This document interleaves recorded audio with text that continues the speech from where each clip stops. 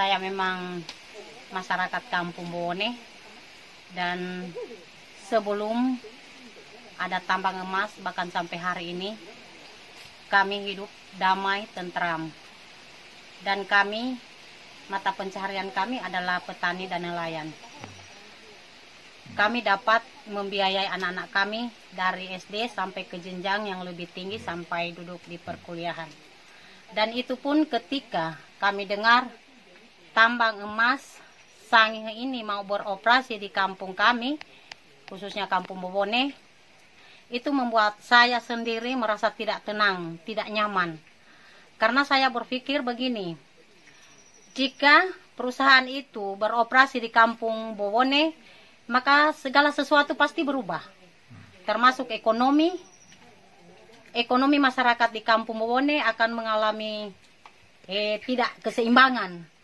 Karena kami akan pasti kehilangan lahan, yang pertama, kehilangan lahan. Dan yang kedua, kami kehilangan mata pencaharian.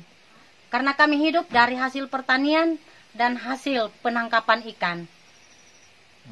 Jadi saya memang sangat menolak karena menurut saya sendiri, perusahaan ini tidak membawa kesejahteraan bagi kehidupan masyarakat yang ada di Sangihe, khususnya di kampung kami, Kampung Bowone.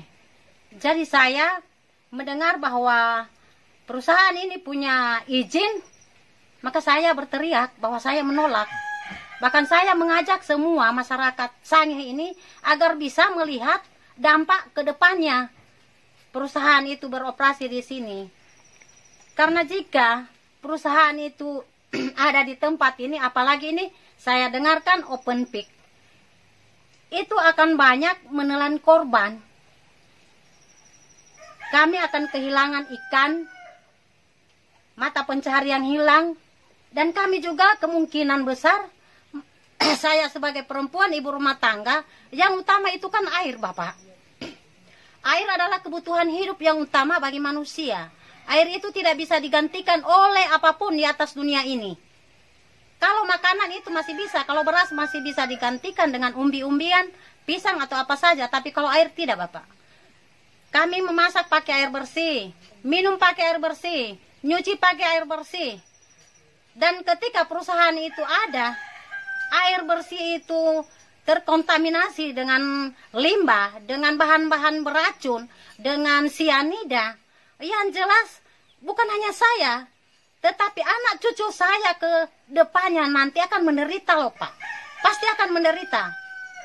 Jadi saya berharap bukan hanya saya sendiri, tetapi semua masyarakat daerah Sangihe ini bisa melihat dampak yang akan diderita oleh masyarakat Sangihe. Anak-anak kami bisa putus sekolah ketika kami sebagai orang tua itu kehilangan mata pencaharian.